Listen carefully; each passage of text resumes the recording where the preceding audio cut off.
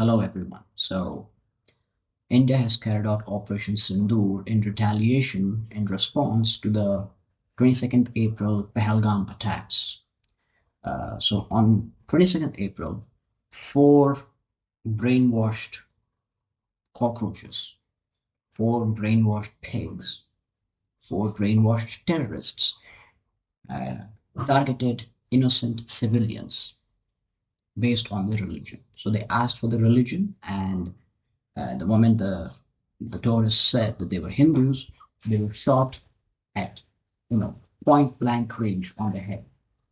So they killed 26 civilians that day, and the psychology behind this attack from their part was that they wanted to disrupt the peace between India and between Hindus and Muslims in India, especially in the state of Jammu and Kashmir.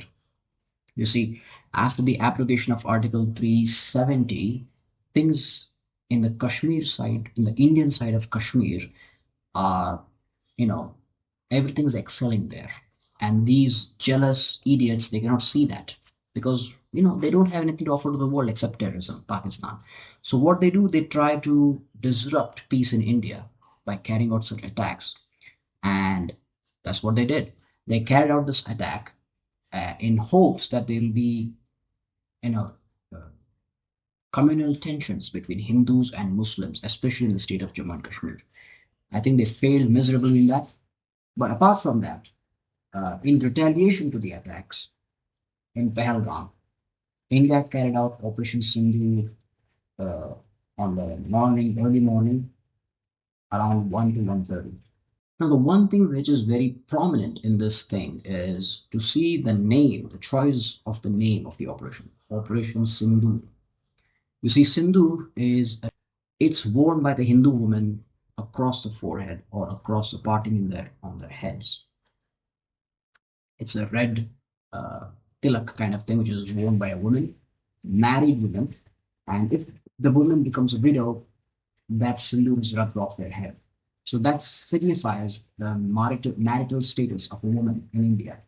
So which is why the logo and everything was chosen, and also the operation, the name was chosen because on the attacks, the terrorists had targeted the husbands of women, and they had let the women live, and they told the women to go tell the prime minister. And when I say prime minister, it means the entire government, the nation of India, because we as a nation, we elect the prime minister. So indirectly they're saying, go and tell the prime minister, go and tell all of India that, hey, we did this to you.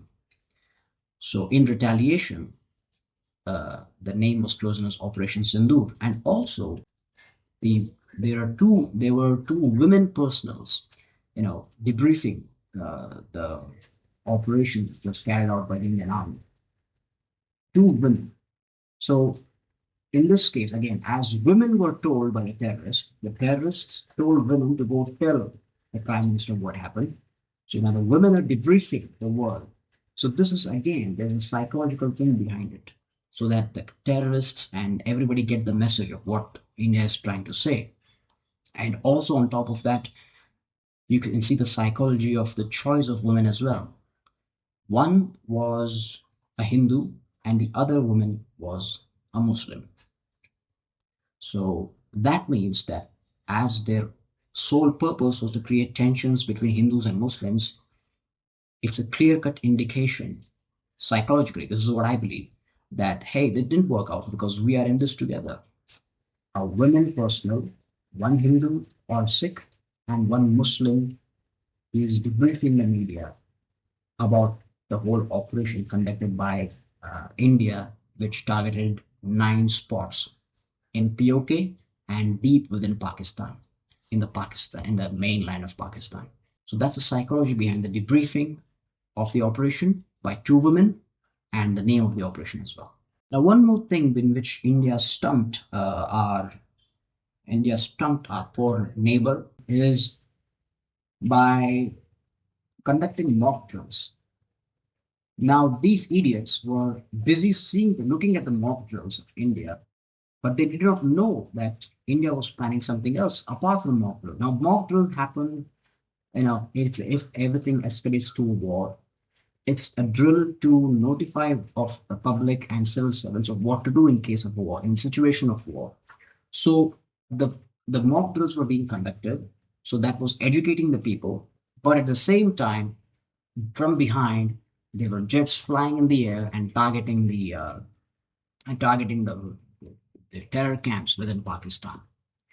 So this was a huge success, according to me. And mock drills played a very prominent role in distracting the enemy from the upcoming attack.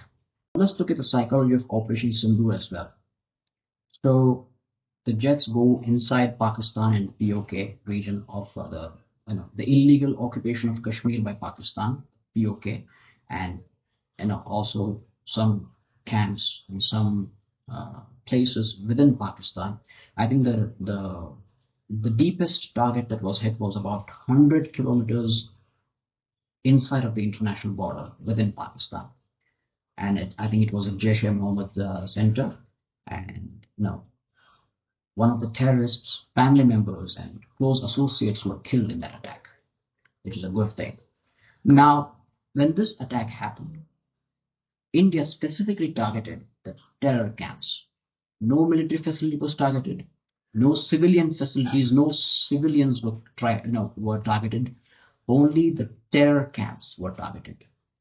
And India has made it very clear in their statement that only the terror camps were targeted. Now this has exposed Pakistan of its lies. They've been telling the world that we don't have we do not have terror camps, but they do. Actually, everybody knows that. Everybody with sound intelligence of their own country, they know that Pakistan harbors, Pakistan finances terrorism. It's a terror-infested country. One of the masterminds of 9/11, the main mastermind of 9/11, Osama bin Laden, was found in Pakistan 14 years ago in 2011, where he was killed by the US Army. He was found right next to a military base in Abbottabad, Pakistan. So Pakistan is known to harbor terrorists. It also harbors all these UN designated terrorists like Hafiz Saeed or Syed Salahuddin or all these things. And even the Jaish-e-Mohammed's chief, whose family members were killed, as I said. And there are no official reports yet of how many people are killed in these attacks. And we will never know that either, or maybe we'll know it, slowly over time.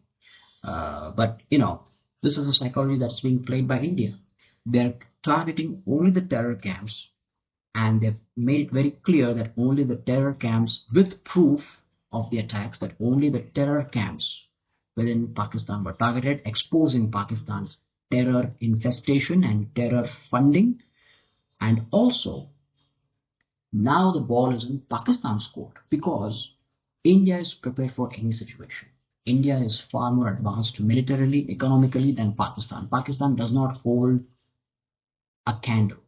It doesn't stand a chance to fight against India. So if they attack, India is going to retaliate. And if it retaliates, and if this goes out to be a full-blown war, then Pakistan does not stand a chance. And it's high time that Pakistan, I think, is going to be divided again.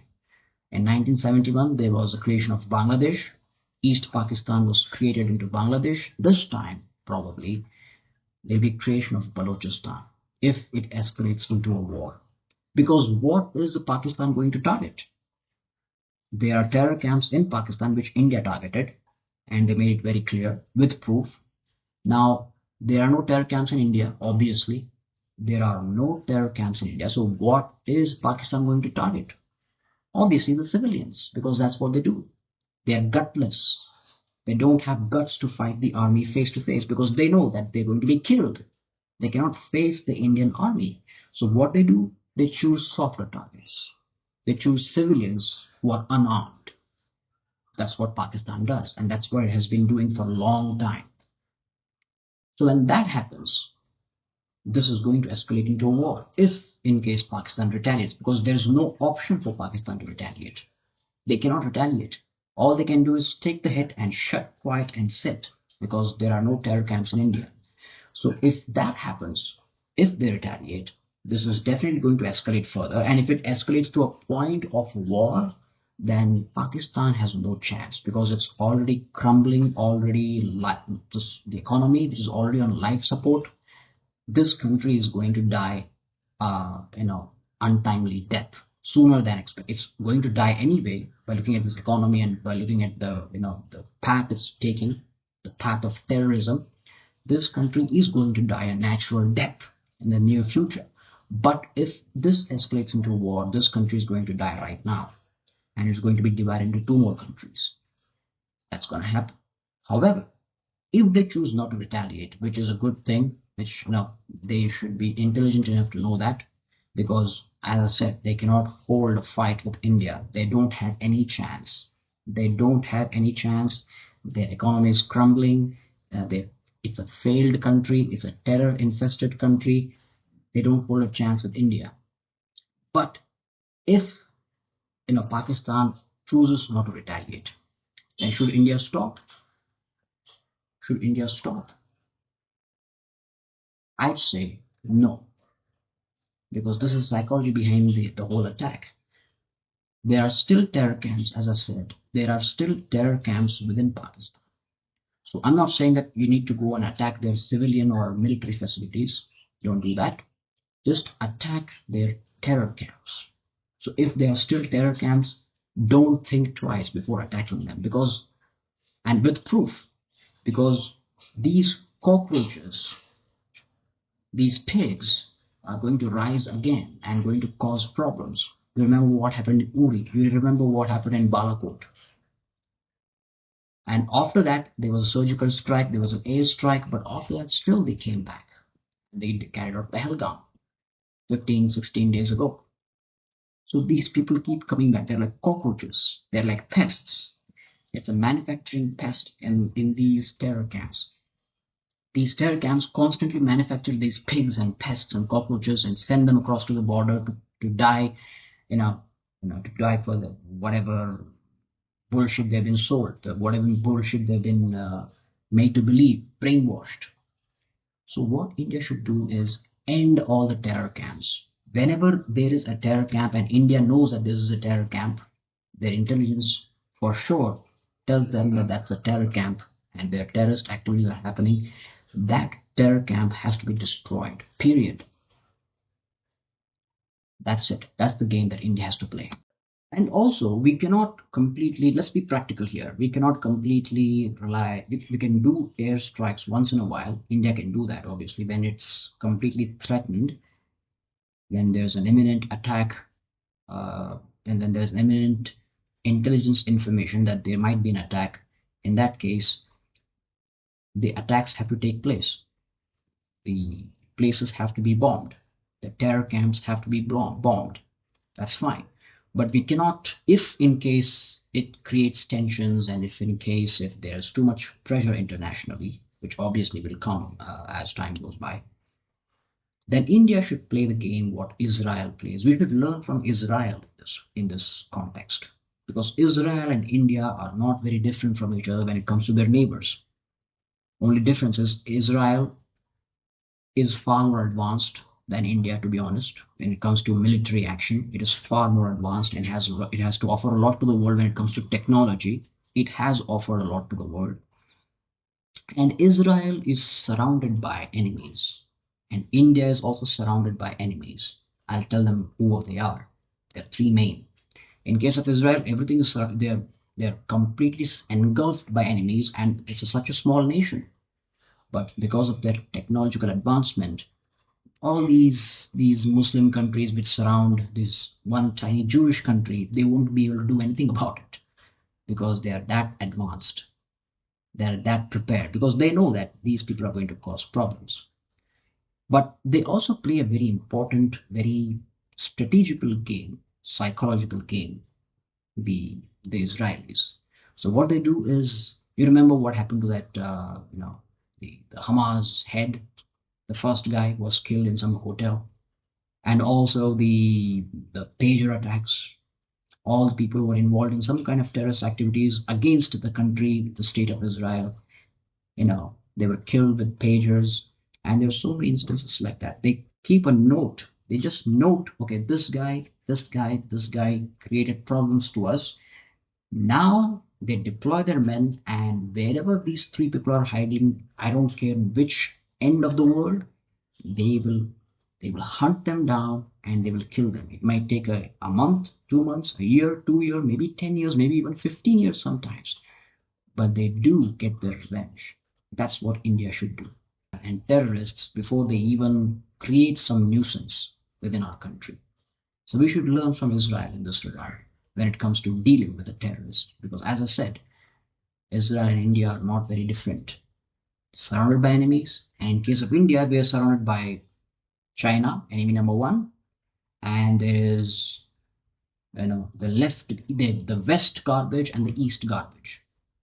West garbage being Pakistan and east garbage being Bangladesh. So to deal with this problem, India should take into account what Israel does, learn from Israel in this regard. So the bottom line is this: if Pakistan does not retaliate, no, do what Israel does and stealthily kill these emerging terrorist organizations and emerging terrorists within the terror infested Pakistan, kill them before they even get the ground to do any kind of nuisance in India.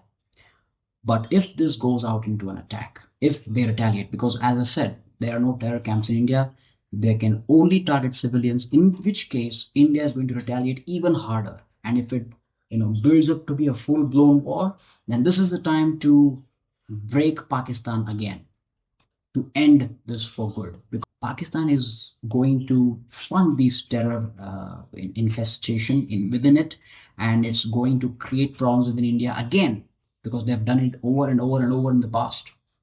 So they're going to do it again. So in that case, what you need to do is kill these terrorists, and if it escalates into a full-blown war, then it's time to break Pakistan again. Because as I said, these people are going to train terrorists, brainwash them, and send these cockroaches and pigs across the border to, now that I think of it, actually, comparing them with cockroaches and pigs is an insult to the cockroaches and pigs, actually. Because cockroaches and pigs, they just live their own life. Sure, they become pests because they carry diseases with them, but still, they don't do it on purpose.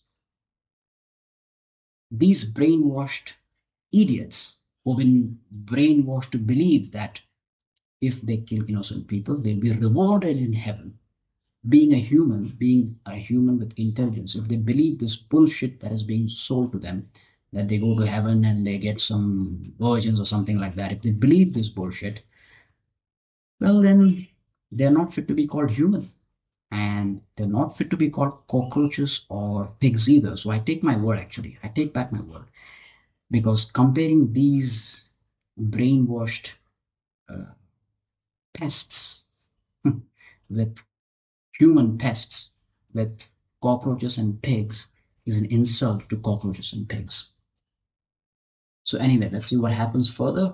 So if you like this video, please don't forget to like it, share, and subscribe. And I'll see you again later. Goodbye.